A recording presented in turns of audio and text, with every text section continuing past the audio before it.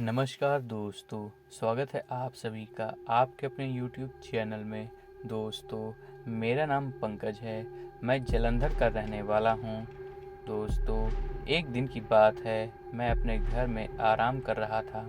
छुट्टी का दिन था और घर में सिर्फ मेरा छोटा भाई ही था और बाकी घर के लोग बाहर घूमने गए हुए थे।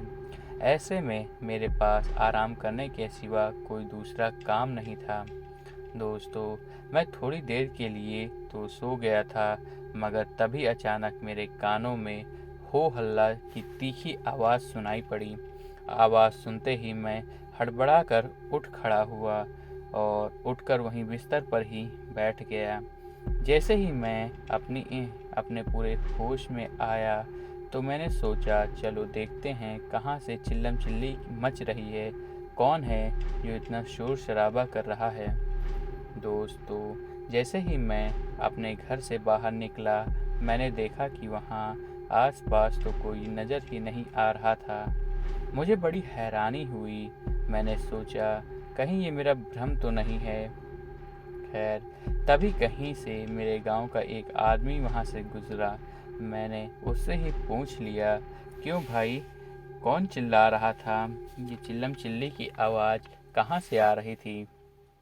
दोस्तों, उसने मुझे बताया कि पीछे वाले घर में कुछ हुआ है, बहुत भीड़ लगी है, शायद वहीं से आवाज़ आई होगी।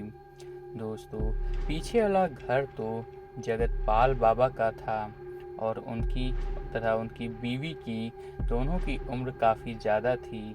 तो मुझे लगा शायद उनके घर में ही कुछ अनहोनी हो गई हो। मैंने जल्दी से चप्पल पहना और चुपचाप पीछे वाले घर की तरफ चल दिया। मुझे वहाँ काफ़ी मात्रा में लोग दिखाई दिए, जिससे मेरा संदेह और भी जटिल हो गया। फिलहाल जैसे ही मैं वहाँ पहुँचा, मैंने देखा जगतपाल बाबा और उनकी पत्नी दोनों जमीन में बैठे रो रहे, परेशान हो रहे थे। आसपास के लोगों से पूछने पर पता चला कि उनकी पोती बहुत विचित्र व्यवहार कर रही थी और साथ ही तरह तरह की आवाज़ें भी निकाल रही थी। ऐसे में जगतपाल बाबा का कहना था कि उसे किसी तांत्रिक के पास ले जाना चाहिए, मगर उनके बेटे ने उनको हॉस्पिटल में भर्ती कराया था। दोस्तों, अब मुझे पूरी बात समझ आ चुकी थी और मैं भी भूत प्रेत जैसी चीज़ों को नहीं मानता था और ऐसे में हॉस्पिटल वाला काम मुझे उचित लग रहा था। मगर दोस्तों, हम हमारे मानने न मानने से क्या होता है? जो सत्य है सो है। यदि अच्छी शक्तियाँ हैं तो बुरी भी अवश्य ही मौजूद हैं, भले वो शक्तियाँ बेहद कम मात्रा में ही क्यों न हो। दोस्तों, इस बात का एहसास मुझे तब हुआ जब मैं हॉस्पिटल पहुंचा। जगतपाल बाबा की पोती को डॉक्टरों ने बेड से बांध रखा था और उसे बेहोशी के इंजेक्शन भी लगाते जा रहे थे, मगर उनकी पोती थी जो बेहोश होने का नाम ही नहीं ले रही थी। वह अजीबोगरीब भाषाओं में बात कर रही थी और बीच बीच में काफ़ी जोर से हंस रही थी। डॉक्टर भला कैसे कह पाते हैं कि इसके ऊपर किसी साये ने कब्जा कर रखा है?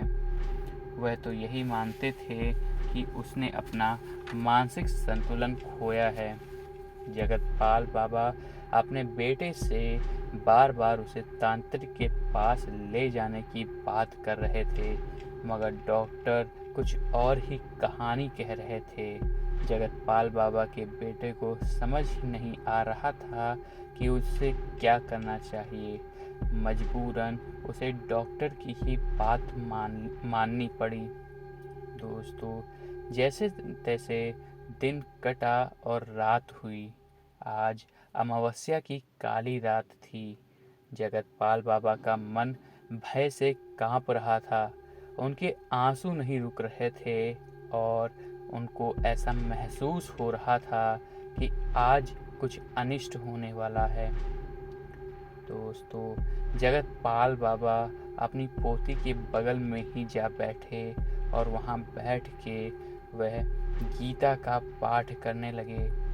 दोस्तों, थोड़ी देर तो सब ठीक रहा, मगर रात के आखिरी पहर में कुछ ऐसा हुआ जिसने न सिर्फ जगतपाल बाबा परंतु पूरे डॉक्टरों और हॉस्पिटल में मौजूद हर एक व्यक्ति के छक्के छुड़ा दिए। जैसे ही रात की आखिरी पहर शुरू हुआ, जगतपाल बाबा ने अपनी पोती की तरफ देखा और तभी अचानक उनकी पोती ने अपनी आंखें खोल ली और वह अजीब ढंग से मुस्कुराने लगी। तभी पूरे हॉस्पिटल में एक अलग सी लहर चल पड़ी और उनकी पोती, जिसको बेड से बांध रखा था, वह उठ खड़ी हुई। दोस्तों, इतना सब देखने के बाद वहाँ हर कोई हैरान परेशान हो गया था और फिर उनकी पोती ने काफ़ी भारी आवाज़ में बोली, मैं आज इसको लेकर ही जाऊंगी। दुनिया की कोई भी ताकत इसे मुझे ले जाने से नहीं रोक सकती। और इतना कहते ही वो जोर जोर से हंसने लगी। तभी जगतपाल बाबा रोने और गिड़गिड़ाने लगे और उनकी पोती की जान बख्श देने की बात कहने लगे। तभी उनकी पोती भारी आवाज में बोलती है, क्यों जगतपाल, यह तो तुम भी चाहते थे ना।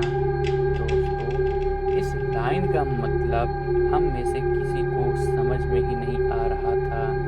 एक तरफ जगतपाल बाबा रोए चिल्लाए जा रहे थे, तो दूसरी ओर उनकी पोती हंसे जा रही थी। और तभी अचानक से जोर से हवा चली और उनकी पोती उनके सामने ही गायब हो गई। दोस्तों, ऐसा लग रहा था इसके पीछे जो कहानी थी वह कहीं न कहीं जगतपाल बाबा के से जुड़ी हुई थी। इससे पहले कि उनका बेटा उनसे कुछ पूछता, जगतपाल बाबा ने भी अपने प्राण त्याग दिए और वह स्वर्ग सिधार गए और अपने साथ साथ अपनी पोती की मौत का राज भी अपने साथ लेकर चले गए। दोस्तों, यह कहानी पूरी एक काल्पनिक घटना है। वास्तविकता से इसका किसी भी तरीके से कोई संबंध नहीं है। आपको हमारी यह कहानी कैसी लगी हमें कमेंट सेक्शन में ज़रूर बताइएगा और साथ ही हमारे चैनल को भी सब्सक्राइब कर लीजिएगा। मिलते हैं आपसे एक और कहानी के साथ, तब तक अपना ध्यान रखें।